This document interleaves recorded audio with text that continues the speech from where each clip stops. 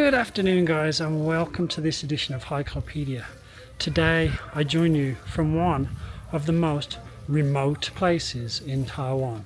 I live in Hsinchu and it's taken me 3 hours to drive here, and I'm still in Hsinchu. In case you hadn't already guessed, I am in the remote Atayal village of Smangus or Smangus. We just arrived. It's me and the kids, but the kids don't want to be in my video. We're going to have a nice evening in this beautiful place. I'm saying that after just being here for 10 minutes. It really is beautiful. So we're going to spend the night, and then tomorrow morning we're going to get up super early and go and do the Smangus ancient tree trail. I'm really excited. I've been wanting to come here for many years and finally made it. So gonna have a look around today, then we're gonna have some dinner, then we're gonna get a good night's sleep, get up early in the morning, go for a nice hike. So see you in a bit.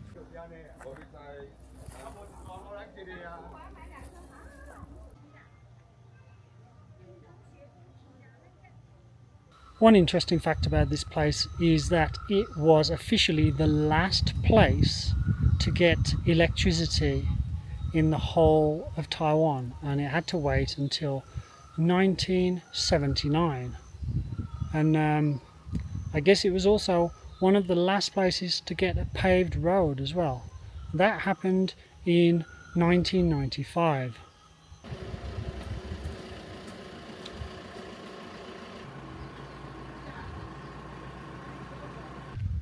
While it may be a 3-hour drive from civilization, the really interesting thing about this little village is that it actually is the only place in Taiwan to operate as a cooperative or commune, where villagers basically share the work and share the revenue that they earn from the town's main source of income, which is tourism. And all that sounds as if it should be, Smangus should be located on the other side of the Taiwan Strait in communist territory, but it's not, it's here in Taiwan.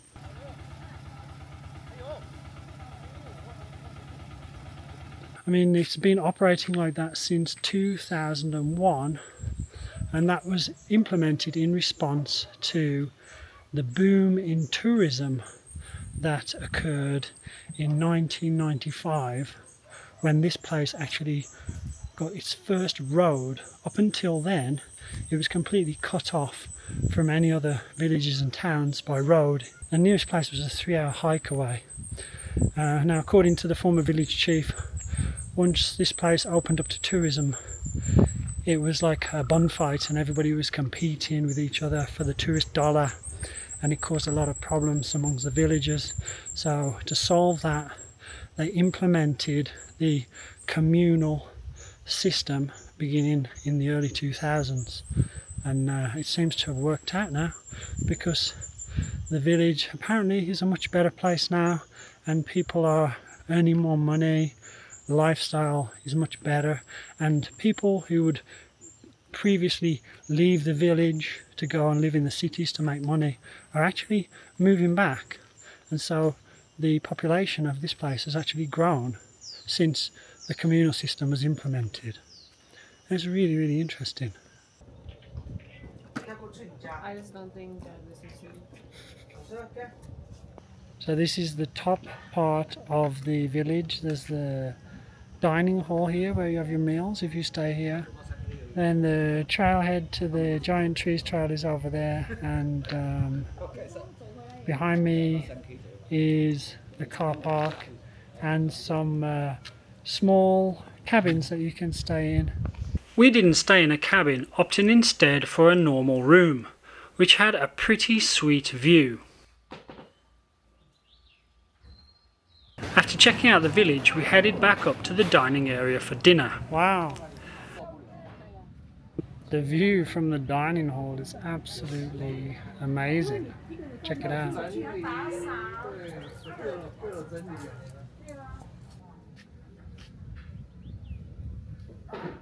Breakfast is included with your accommodation, but as Smangus is so remote, there are no 7-Elevens, so most people book dinner at the same time. There are several choices with the average price of around 400 Taiwan dollars for a set dinner. I ordered the ma gao chicken, while Didi went for the wild boar with bamboo steamed rice. Coral opted for the tilapia fillet. The food was fine, very simple fare, although perhaps a bit expensive. But then, what do you expect in such a remote place? The only thing I would say is that if you like vegetables, then I suggest you go for the hot pot. The next day. Breakfast starts early at 6:30 a.m. It's served at the same place and is standard Taiwan-style hotel breakfast buffet. This is what I had. Day 2, and unfortunately the weather's not so great. We just finished breakfast and we are starting on the Sima Kus giant tree trail. Let's go!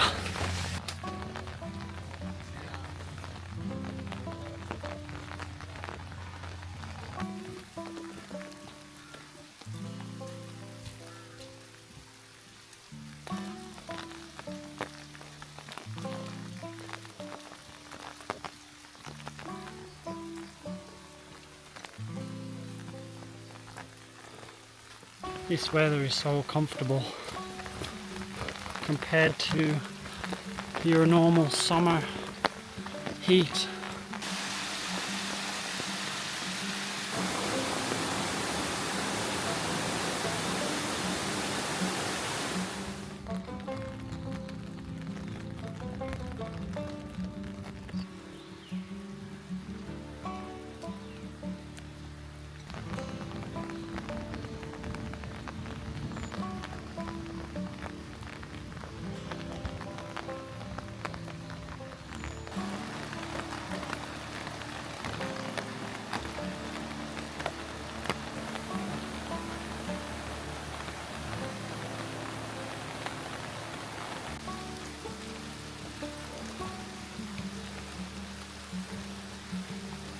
There's 75 trees on the path, but seems like they had a big washout maybe last year or the year before during a typhoon or something, because the valley is really badly damaged, and they're trying to do some renovation work. There's a new bridge, and oh, so cool. So many more trees than at Zhenshiba.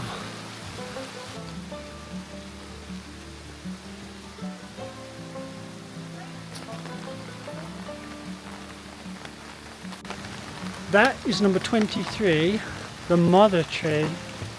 Absolutely huge red cypress. Amazing.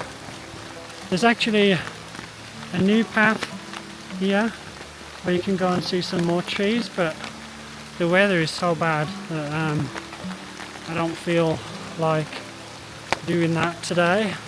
Maybe next time. But yeah, it's amazing. So many absolutely giant trees. There's another absolute beauty just in front here. Check it out. Wow. Number 21.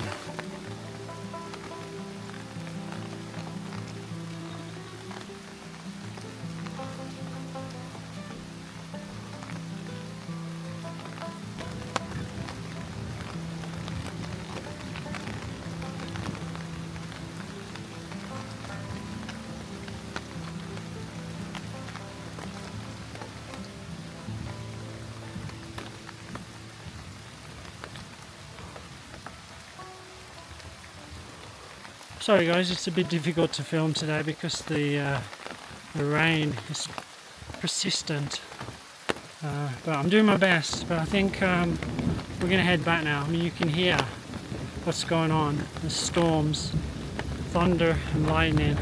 It's not really the best day to be up here. The forecast said it wasn't going to be like this, but you know, sometimes they're wrong.